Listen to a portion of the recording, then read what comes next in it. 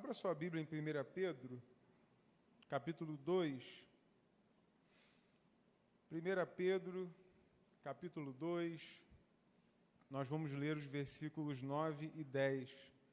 1 Pedro 2, versículos 9 e 10.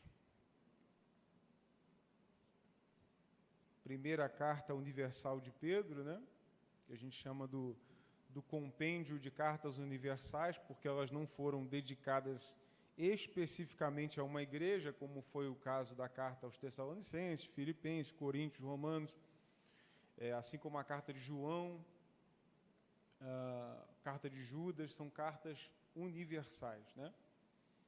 E por ser cartas universais, elas trazem muitos princípios gerais, embora elas sejam dedicadas a uma comunidade, como a gente viu no início da carta, ou uma pessoa, elas têm princípios gerais e universais que, às vezes, algumas cartas, como, por exemplo, Coríntios, a gente vai ver que tem algumas especificidades e algumas advertências que são específicas para aquele local. Mas, nesse caso aqui, não. Nesse caso, são conselhos gerais e a carta de Pedro é muito importante por isso. Se a gente for observar o caminho até nós chegarmos no capítulo 2, nós vamos ler primeiro que Pedro fala da eleição de Deus, a gente vai falar muito sobre esse tema hoje, e ele fala sobre ele ter sido eleito, ele ter sido chamado por essa vocação apostólica. Depois a gente vai ver sobre o profetismo que se cumpriu na igreja de Jesus, ele vai falar dos profetas de antigamente, que pregaram para que se chegasse ao momento em que se tivesse uma igreja de Cristo Jesus. Se você observar o capítulo 1, você vai ver isso. Depois, a esperança que essa promessa gerou.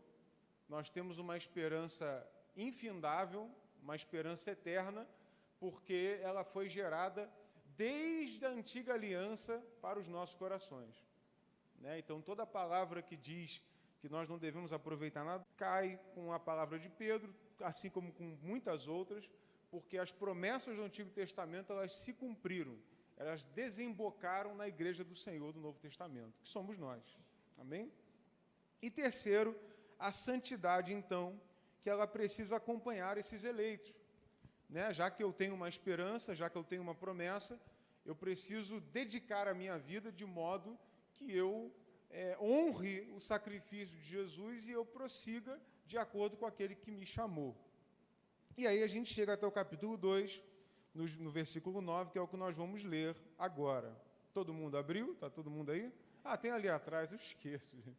Esqueço. Vocês, porém, são geração eleita, sacerdócio real, nação santa, povo de propriedade exclusiva de Deus, a fim de proclamar as virtudes daquele que os chamou das trevas para a sua maravilhosa luz. Antes vocês nem eram povo, mas agora são povo de Deus. Antes não tinham alcançado misericórdia, mas agora alcançaram misericórdia.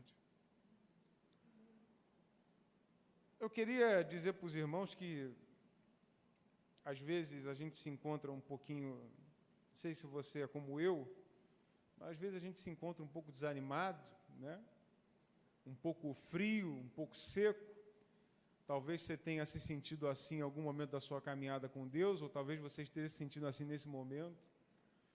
E Deus levanta uma série de pessoas e levanta alguns meios que Ele tem na sua perfeita sabedoria para nos fazer voltar ou nos fazer entender que Deus está conosco mesmo nesses momentos de deserto. Eu me lembro que teve uma vez, um pouco recente, alguns irmãos que estão presentes aqui até vão saber do fato, que foram na minha casa e me chamaram porque tinha uma questão de uma pessoa que estava manifestada com um demônio. E aí eu fui até aquela casa para ver o que estava acontecendo. E aí eu lembro que eu estava um pouquinho desanimado, né? Nesse tempo. Eu estava vivendo um contexto de comunidade de fé e algumas outras questões que estavam colocando assim um pouco para baixo, né? E é normal a gente ficar um pouco desanimado, né? A gente não pode desistir, perder o foco. E aí eu lembro que na primeira vez que eu dirigi a minha palavra ao demônio, o pastor Ulisses, Aí ele falou assim, eu não gosto de você. Aí é lógico que eu respondi para ele, eu também não gosto de você. Mas por dentro eu fiquei, glória a Deus. Louvado seja o nome do Senhor. Eu lembro até de John Wesley, quando ele escreveu assim, Senhor, será que eu estou em pecado? Porque eu estou passando na rua, estou pregando, ninguém está me apedrejando, ninguém está mandando eu morrer, ninguém está indo atrás de mim, eu não estou sendo perseguido, será que eu estou em pecado? E às vezes tem momentos das nossas vidas em que a gente se sente assim, a gente pensa assim, pô, meu Deus do céu, eu acho que eu não sei se eu sou homem de Deus. E aí Deus levanta situações mais inusitadas para nos lembrar que nós somos eleitos por Deus. E eu disse, graças a Deus, ainda bem que os demônios ainda não gostam de mim. Se alguém chegar para mim e falar assim, olha, eis que te digo, o diabo está furioso com a tua vida, eu vou falar, graças a Deus. Seria estranho se você falasse que ele está feliz comigo, né? Graças a Deus que eles ainda me odeiam e não me querem perto e não gostam de mim, que continue assim, né? Que eu continue não tendo parte com eles, para a glória do nome do Senhor. E aí é sobre isso que esse texto quer nos dizer, é sobre isso que ele quer nos falar. A Carta Universal discursa sobre a natureza, a Carta Universal de Pedro, daqueles que alcançaram misericórdia, daqueles que encontraram Jesus e o seu Evangelho. A palavra não vai dizer que fomos nós que procuramos a misericórdia. A palavra vai nos dizer que nós alcançamos misericórdia. Ou seja, que Ele foi até nós e nos redimiu. Por isso, esse texto que nós estamos lendo nesse momento vai nos falar sobre as propriedades de Deus para salvar e não as nossas para merecer. A Bíblia, o Evangelho, a palavra de Deus, se trata de boas novas, de boas notícias, não de nós com relação a Deus, mas de Deus com relação a nós. O Evangelho não é sobre mim, o Evangelho é sobre a obra de Deus em mim. E nós precisamos tomar muito cuidado, mas muito mesmo, não com o mundo, nem o que está lá fora no mundo, nem com quem influencia o mundo, nem com quem comanda o mundo.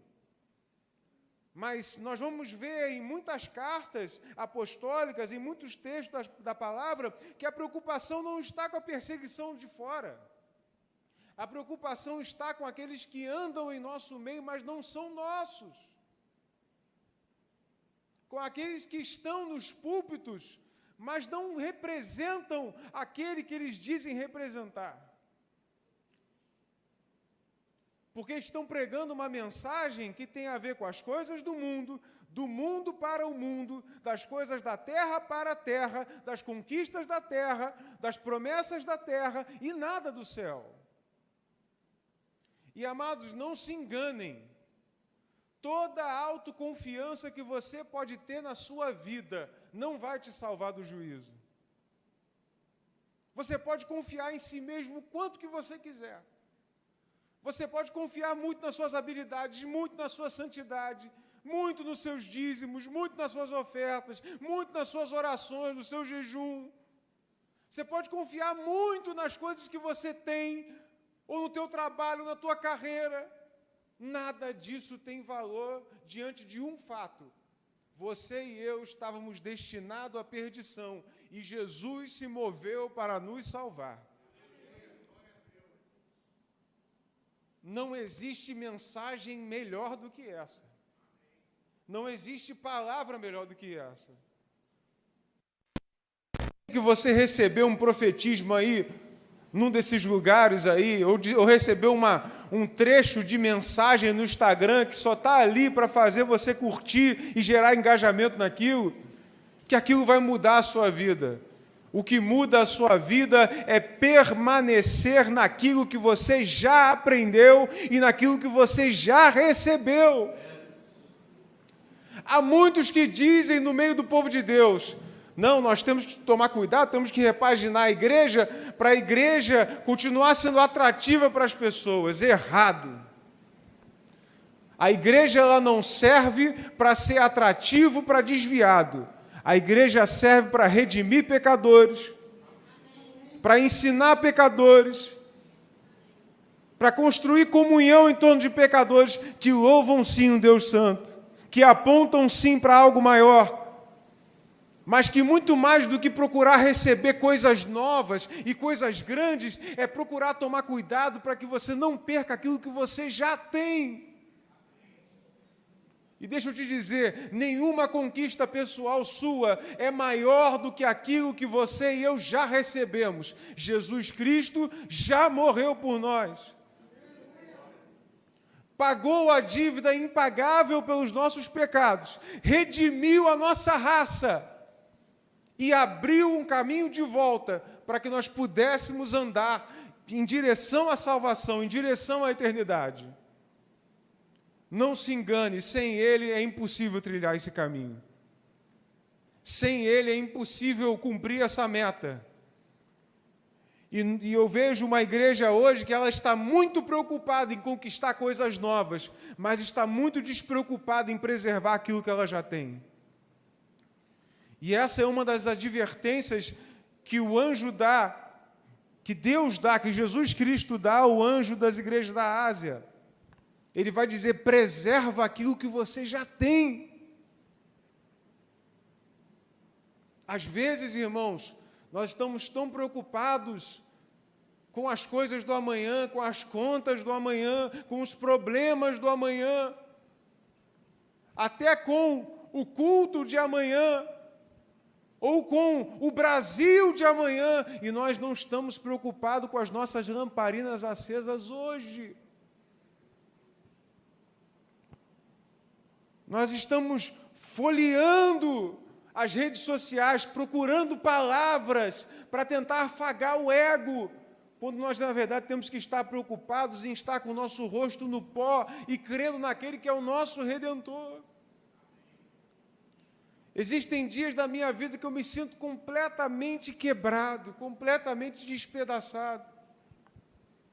Teve um momento no meu trabalho esses dias, eu estava trabalhando num fim de semana, no plantão, e aí uma pessoa por quem eu sempre passo por ela, e bom dia, boa tarde, boa noite e tal, e ela estava parada assim com a cara meio chorosa. Ela disse assim, você é crente, não é? Falei, sou sim, pela graça de Deus. Ela é. Eu sou muito observador, eu percebi isso em você. Você não é igual aos outros. Falei, pela graça de Deus.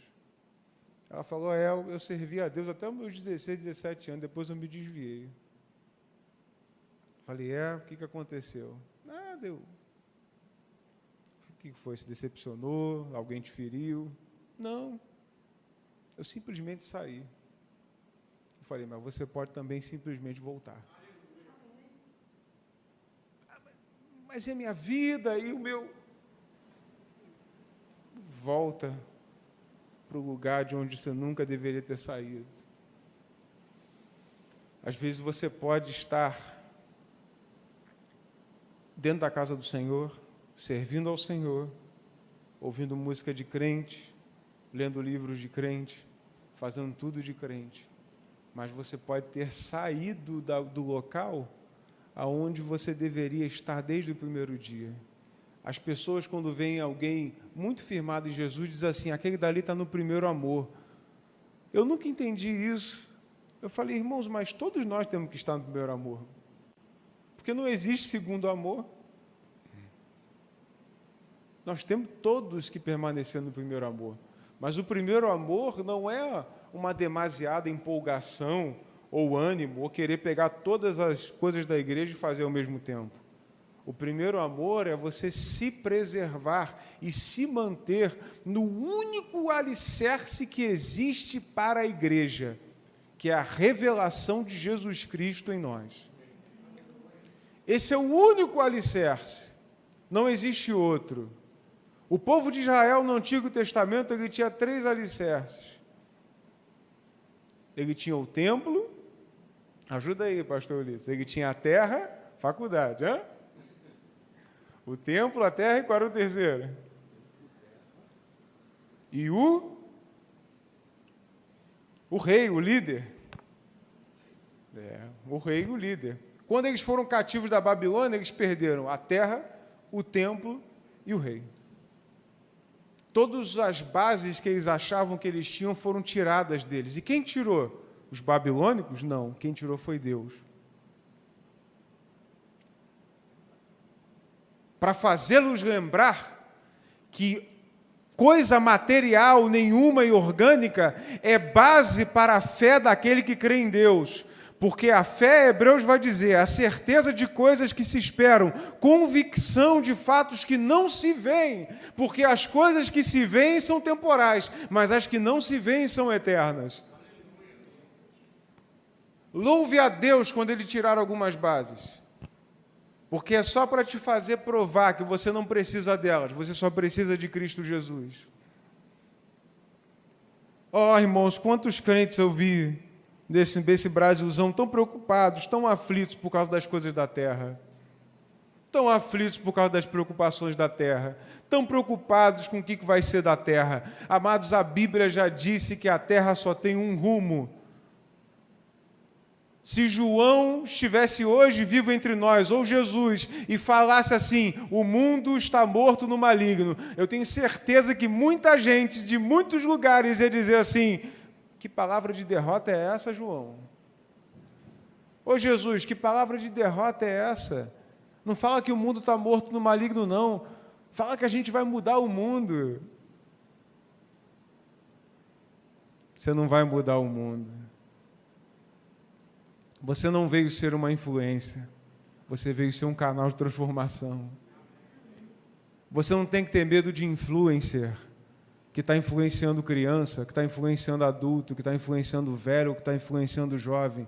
Porque a igreja de Cristo não veio para influenciar ninguém. A igreja de Cristo veio para transformar o povo através do Espírito Santo de Deus. Influenciar, e a pessoa está aqui, você influencia ela um pouco para lá e um pouco para cá. A gente quer que ela vá na contramão, a gente quer transformar a vida dela. E deixa eu te dar mais uma boa notícia, não é você que vai transformar, não é a tua força, não é a tua sabedoria, não é o teu doutorado, não é o teu dinheiro, quem transforma é Deus. E é sobre isso que essa palavra vai nos dizer, essa noite. Versículo 9. Vocês são, porém, geração eleita, sacerdócio real, nação santa, povo de propriedade exclusiva de Deus, a fim de proclamar as virtudes daquele que o chamou das trevas para a sua maravilhosa luz. Pedro nos chama de geração eleita. Geração aqui não tem nada a ver com tempo em dias, vamos dizer assim. Não tem a ver como um período de pessoas, né, num espaço de tempo. Não é isso que ele quer dizer com geração. Geração, ele quer dizer aqueles que foram gerados. Nós fomos gerados como propriedade de Deus. Geração eleita. Nós somos pessoas que foram geradas de novo, nascidas de novo da água do Espírito, e fomos escolhidos por Deus para esse fim. O que eu quero dizer com isso? O que a Bíblia quer dizer com isso? É que você e eu, meus queridos, nós não fomos gerados por mérito nosso. E nós não fomos chamados por causa das nossas habilidades. Sabe uma coisa que eu me pergunto há muito tempo? Por que Deus chamou Abrão e não Melquisedeque? Melquisedeque já era sacerdote de Salém, foi o homem ao qual Abrão, depois de ter passado da guerra e ter conquistado bens, ele devolveu o dízimo aos pés de Melquisedeque. Melquisedeque já era um homem que servia a Deus. Por que Deus não chamou Melquisedeque, chamou Abrão?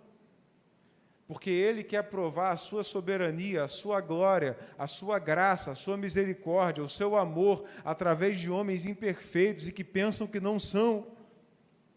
Por isso que ele chamou o filho de um fabricante de ídolos, e alguém que estava fabricando ídolos. É por isso que ele chamou você.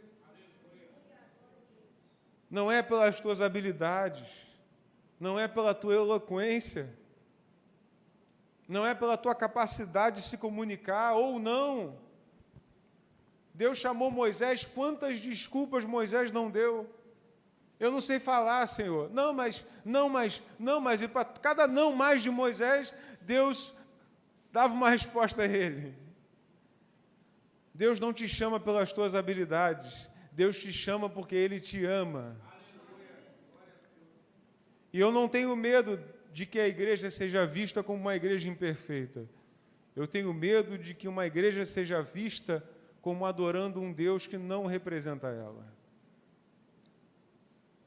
A igreja de Jesus Cristo, ela precisa ser uma que represente o seu Senhor, um Senhor de graça e de misericórdia, que ama a todos, a toda a humanidade, e que assim como Jesus veio para salvar, nós viemos também para anunciar a salvação, e não desgraça. Nós somos geração eleita. Todas as gerações de crentes que existiram ao longo da terra são geração eleita. Você foi escolhido por Deus.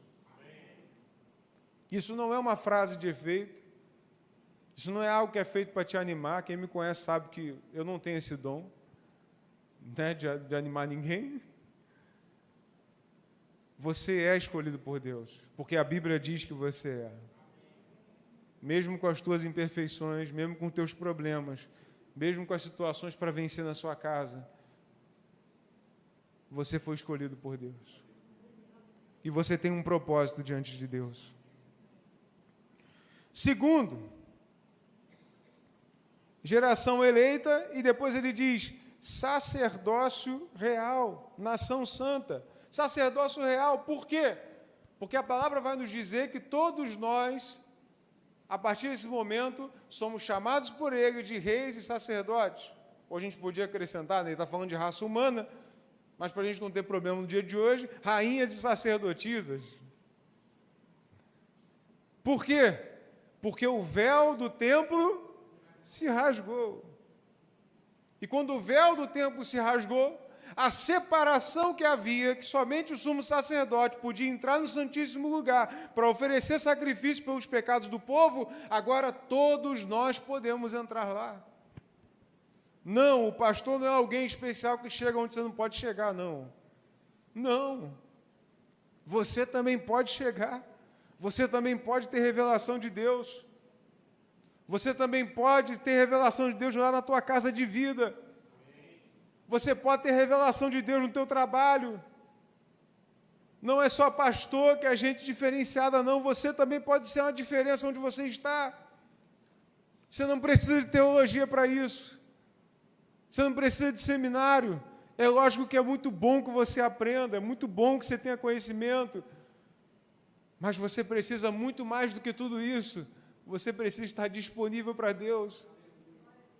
E se convencer de uma vez por toda que você foi escolhido.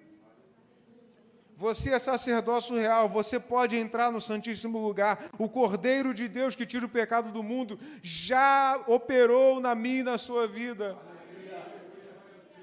Nós não precisamos mais de penitências. Não precisamos subir escadarias de joelhos.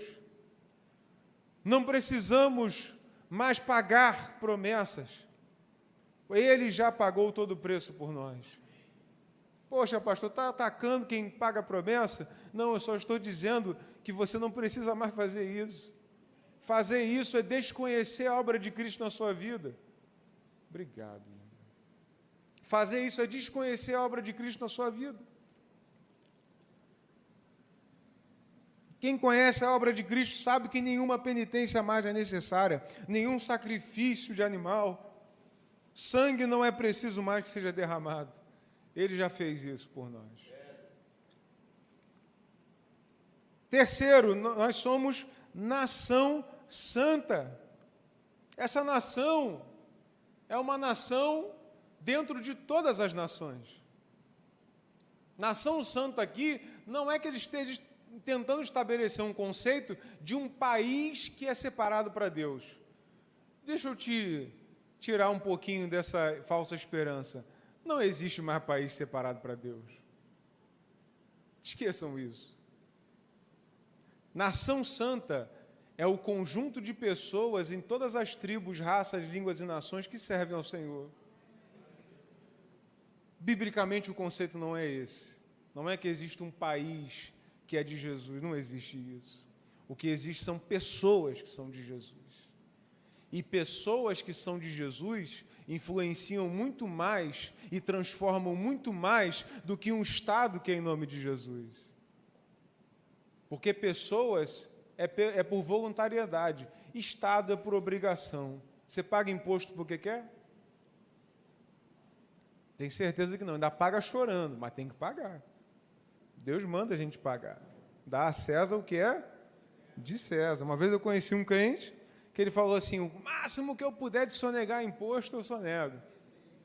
Falei, irmão, por isso que tua empresa está no vinagre, porque você pode ter a bênção de todos os demônios, menos a de Deus. Ah, então é difícil, pastor. Como é que eu vou ter empresa? Não tenha. Se a empresa te faz pecar, fecha. Você ama mais a Deus ou você ama mais a sua empresa? Ah, pastor, mas lá no meu trabalho, uma vez que eu estava dando uma aula da escola dominical, uma irmã falou assim para mim, pô, pastor, mas lá no meu trabalho eu tenho que mentir. Eu falei, peça demissão. Agora mesmo. Que isso, pastor? Eu falei, claro, se o teu trabalho está te fazendo mentir, você ama mais o teu trabalho ou aquele que abriu a porta do teu trabalho? Eu já contei isso aqui, né? Uma vez que eu estava na loja, um cara ligou, querendo saber da rescisão dele, eu atendi, e aí o meu gerente estava do meu lado, talvez ele até esteja me assistindo aí. Né? Aí o meu gerente estava do meu lado, ele era desviado na época, e aí ele falou, eu falei assim, cara, é fulano, está querendo saber da rescisão dele. Ih, manda dizer que eu não estou. Eu falei, ele mandou dizer que não está. Falei, pronto, é hoje que eu sou mandado embora, não tem jeito não. Mas ele ficou brabo, gente, mas xingou o homem. E aí, depois de muitos anos, eu encontrei ele, eu já tinha saído da empresa, né? Não fui demitido por isso, né? Eu saí depois. E aí ele falou assim, meu irmão, vou me batizar, estou voltando para Jesus.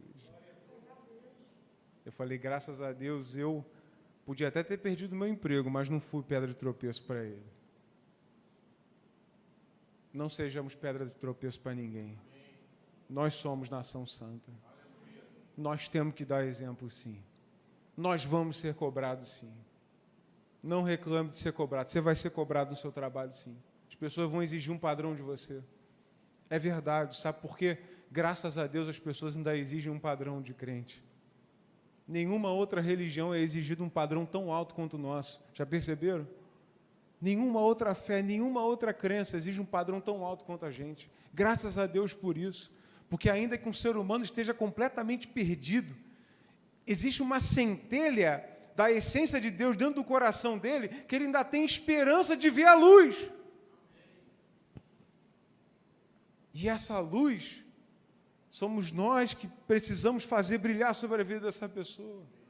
Foi assim que eu fui alcançado por Deus, quando eu vi na minha esposa, na época minha namorada, essa luz de Jesus que iluminou a treva do meu coração e me fez ir para o Senhor, me fez servi-lo, de uma pessoa que não se deixou ser influenciada pela treva que estava no meu coração, mas me trouxe luz.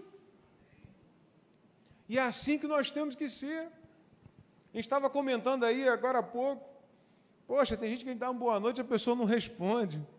Fala, meu irmão, mas dá uma boa noite mesmo assim. Cada um dá o que tem. Às vezes a pessoa está num dia difícil, tudo que ela precisa é de um raio de luz na mente dela, no coração dela. Tudo que ela precisa.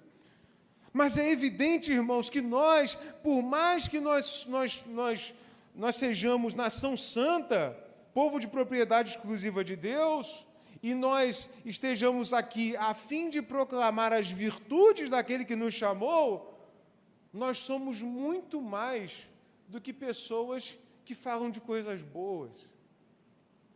Que qualquer positivista fala de coisas boas. Qualquer um. Qualquer um pode chegar e falar coisas positivas, porque ele acredita numa força do universo, que quando ele fala coisa positiva, desbloqueia a chave do além e entrega a mala de dinheiro na mão dele. As pessoas creem em coisas positivas. Hoje em dia está na moda ser muito positivo. Mas existe uma positividade que ela não é bíblica. Existe uma exacerbada proclamação de coisas boas que não vem de Deus, que é o contrário, que é inimiga de Deus. Porque Deus odeia o pecado. Deus odeia algumas coisas assim. Ele abomina tudo aquilo que faz mal para o ser humano. E ele tem padrões, e ele tem leis perfeitas que são baseadas em quê? Nos caprichos dele? Não, mas são baseados naquele que criou a máquina chamada ser humano e sabe o que é melhor para nós. Mas o que o ser humano tem feito ao longo de todas as gerações que nós vimos passar sobre a Terra? O ser humano sempre inventa maneiras de dizer que ele é feliz sem Deus. E de que ele pode construir uma felicidade sem estar debaixo dos padrões de Deus. E todas as tentativas foram frustradas. Não é porque Deus é mau, mas é porque a máquina ser humano, quem sabe como ela funciona é o Senhor. Se você apertar o freio do teu carro, ele vai acelerar? Não vai. Você pode dizer assim, não, Senhor, mas eu quero apertar o freio e o meu carro andar. Não foi você quem fez a máquina. Você não sabe como ela funciona. Deus quem te fez, Ele sabe como é que você funciona. Ele sabe do que você precisa. Ele enxerga onde você não consegue ver. Ele ouve aquilo que você não consegue ouvir. Ele revela coisas que você não conseguiria revelar por si mesmo. Ele sabe o que é melhor para você. Abra o teu coração para desfrutar desse amor de Deus dentro de você. Para que você possa entender que a vontade de Deus, por mais que pareça amarga em alguns momentos, ela é sempre boa, perfeita e agradável. Não permita que o inimigo, o mundo, ou se qualquer filosofia ou religião te engane. Deus sabe o que é melhor para a sua vida. Nós não viemos simplesmente proclamar boas notícias, simplesmente. Não é só coisa boa. Fala coisa positiva aí. É de Deus. Não, não é assim que funciona. Nós viemos proclamar as virtudes que são o que são, porque Deus diz que elas são virtudes. Nós viemos proclamar boas notícias debaixo do crivo daquele que diz que é a boa notícia. Nós não viemos proclamar boas notícias baseadas simplesmente no que faz bem ao homem. Porque se você quer fazer um homem feliz, faz um pix para ele. Aí o pastor Guida falou, 30 mil. Eu falei, meu Deus, nem em Israel vi tamanha fé. Né? Quer fazer uma mulher feliz, faz um pix. A gente não veio simplesmente trazer esse tipo de felicidade simplória. Nós viemos trazer felicidade eterna. A palavra vai nos contar a respeito de uma parábola do rico e do Lázaro. A palavra diz que o rico, ele foi dessa forma até o fim da sua vida. Teve todos os bens, comeu do melhor. E, ao mesmo tempo, tinha o Lázaro, que era mendigo, pobre, não tinha basicamente o que comer, e os dois morreram. E a palavra diz que Lázaro estava consolado, a palavra cita um termo, seio de Abraão, e diz que o rico estava queimando no inferno. E aí o rico diz assim, deixa eu ir avisar para a minha família. Mas um pouco antes disso, ele diz assim,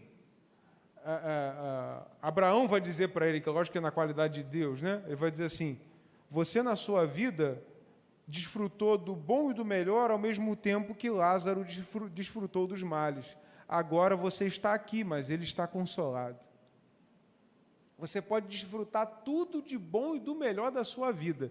E nada disso é indício de que você está com Deus.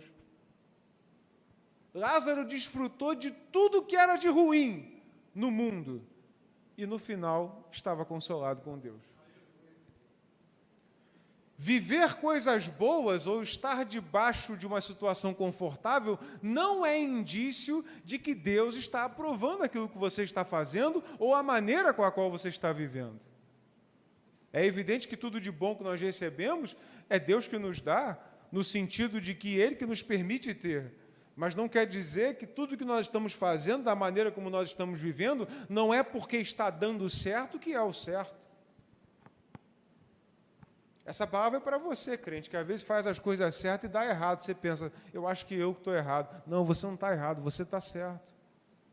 Nem tudo que dá certo é o certo.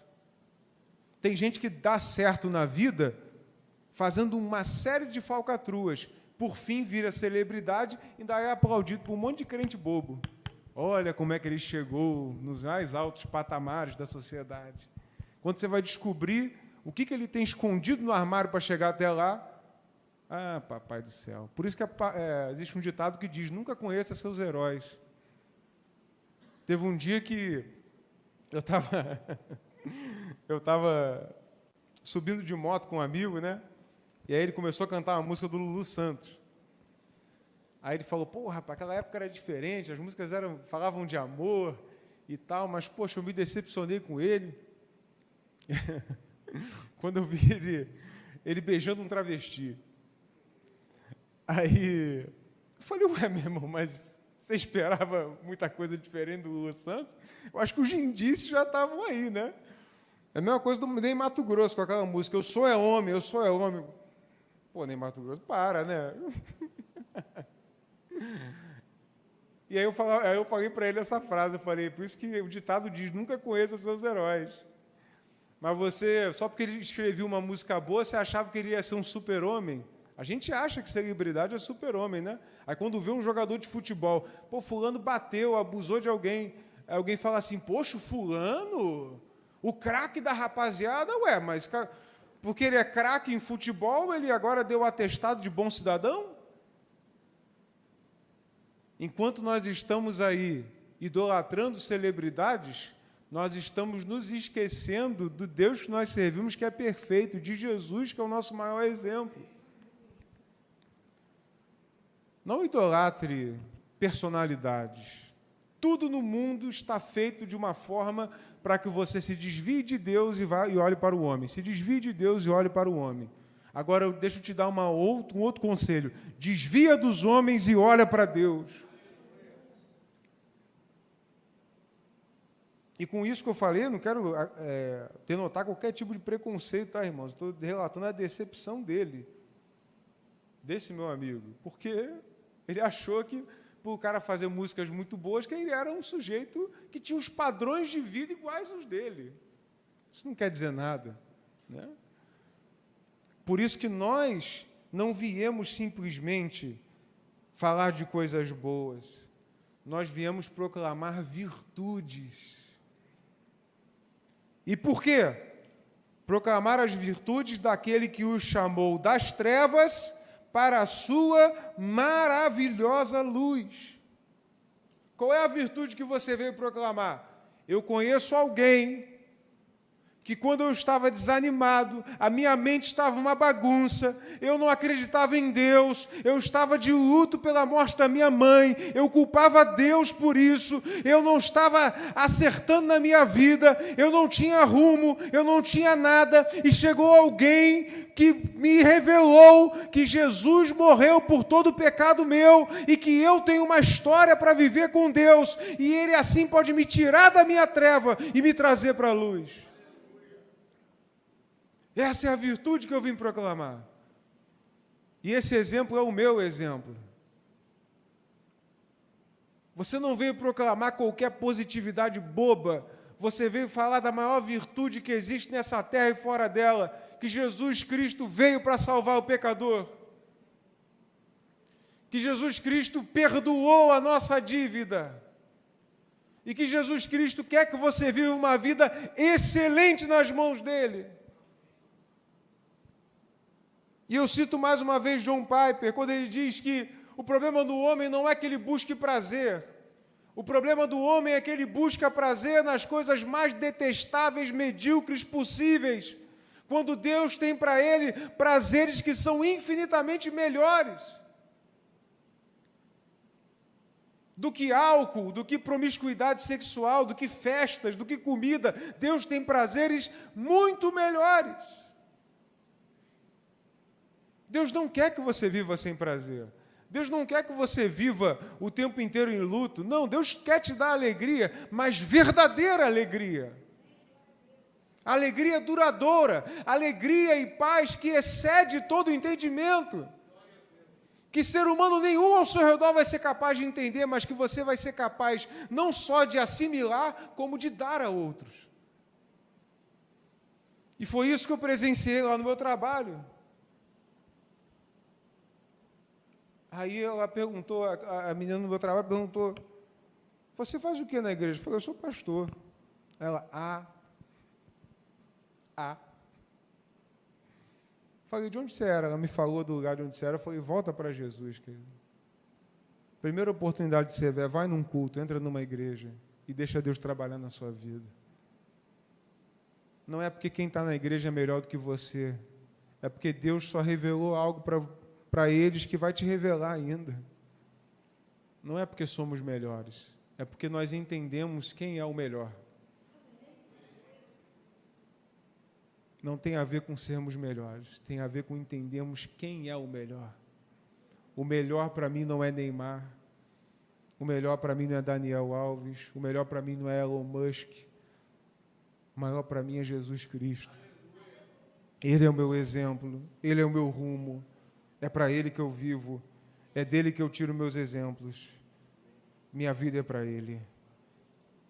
Então você veio proclamar as virtudes, para te tirar dessa tua treva.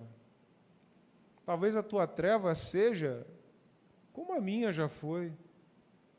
Nunca tive problema com bebida, nunca tive problema com drogas, nunca fui um adúltero, um dissimulado sexual, nem nada do tipo, mas a minha mente precisava compreender coisas tão complexas, que para que eu compreendesse, acho que nem 1000 anos de estudo ia dar jeito.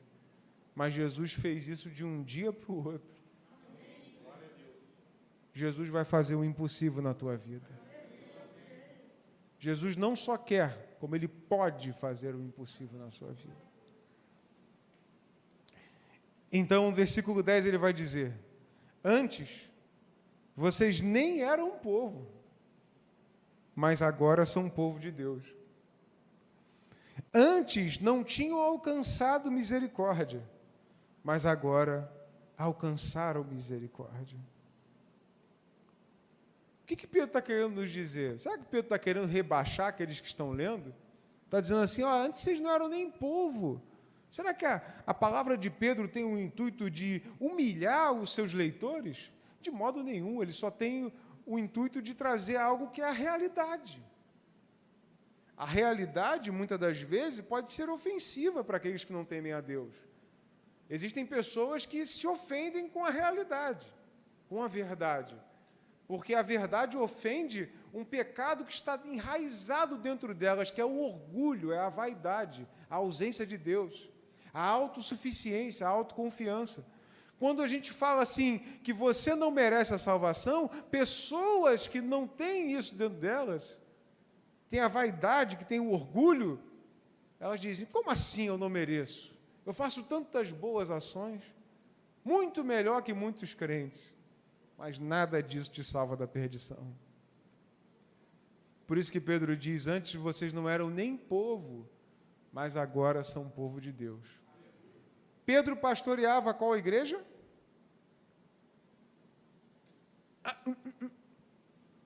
Pedro pastoreava qual igreja? Paulo foi enviado para os Gentios e Pedro por?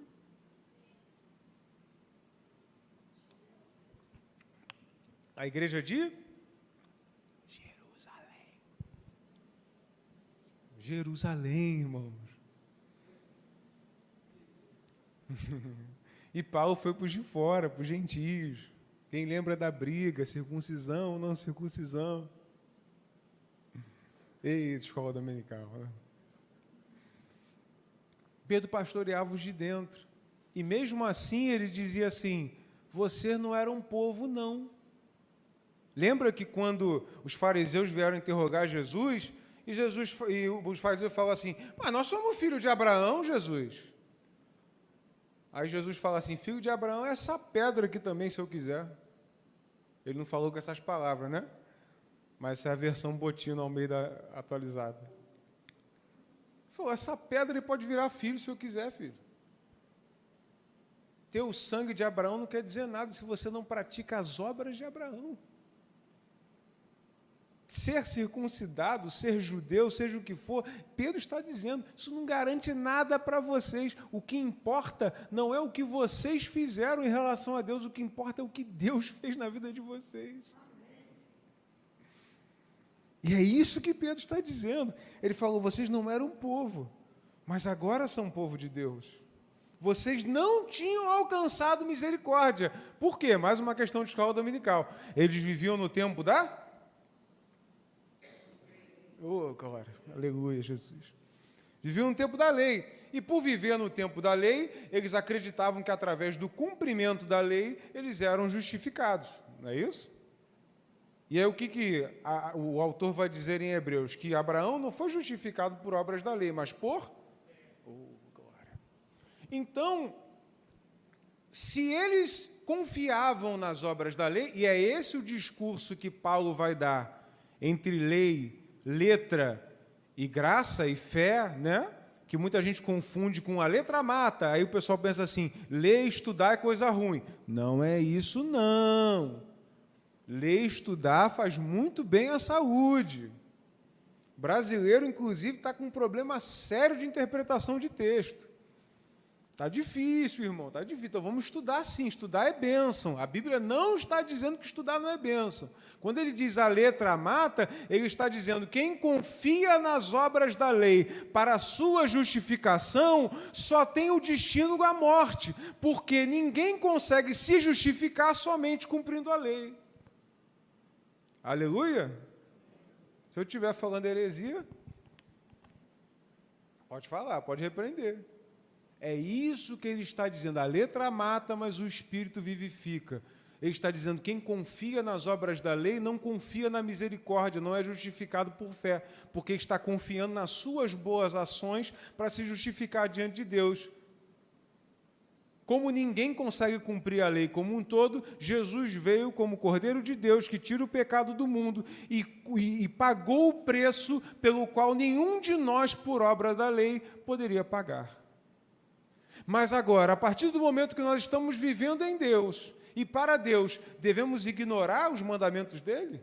De modo nenhum. Nós vivemos de acordo com os mandamentos, buscamos a santidade, buscamos uma vida separada, buscamos nos abster dos padrões do mundo e das paixões da carne, mas entendendo que nenhuma dessas atitudes será capaz de nos justificar diante de Deus, porque nós somos justificados pela fé.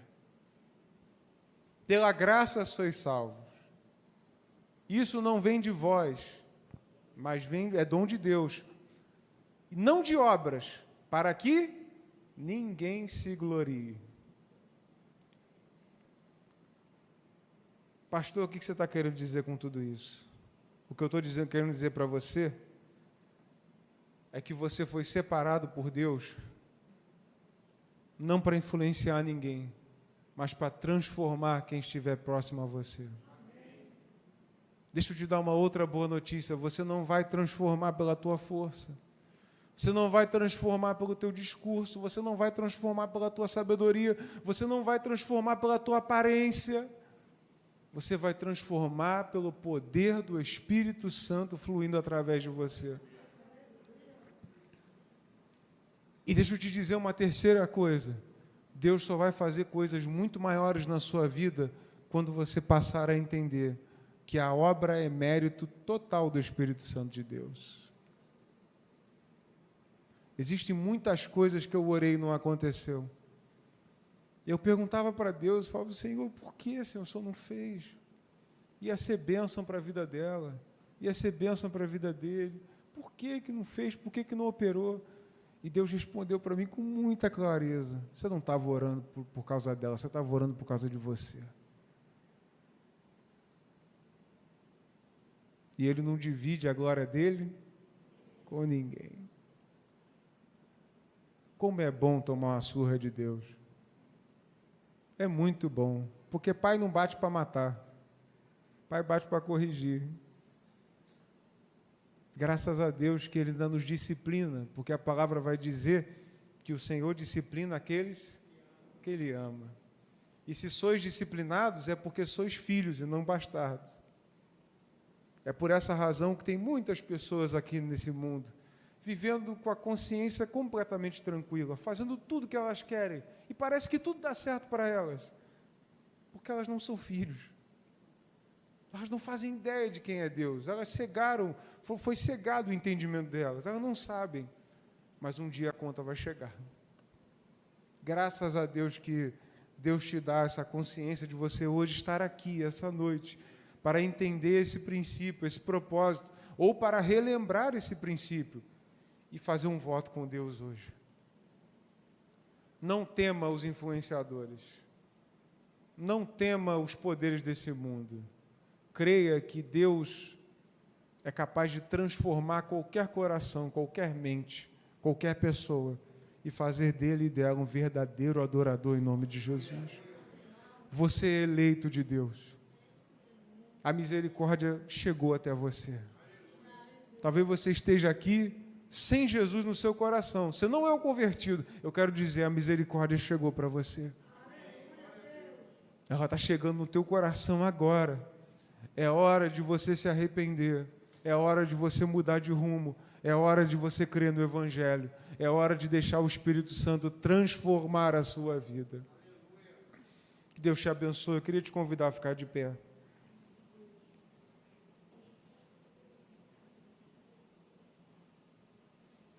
Nós vamos louvar o Senhor nessa noite.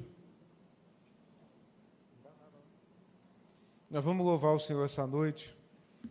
E o meu convite hoje não é um apelo pela emoção. É um apelo para que você assimile dentro do teu coração aquilo que te tocou nessa palavra e firme um compromisso diante de Deus para mudar. Assim como eu, por muitas vezes, eu precisei ser corrigido pelo Senhor, podado, para que eu pudesse continuar dando fruto. Assim Deus quer fazer com todos nós. Não somos perfeitos. Não somos melhores do que ninguém. Não somos nem especiais, mas servimos um Deus que nos chamou, que nos escolheu, que nos redimiu, que nos lavou, e que quer fazer essa obra perfeita em nós até o último dia das nossas vidas aqui nessa terra. Creia nesse princípio, creia nessa verdade e entrega o teu coração ao Senhor nessa noite, em nome de Jesus.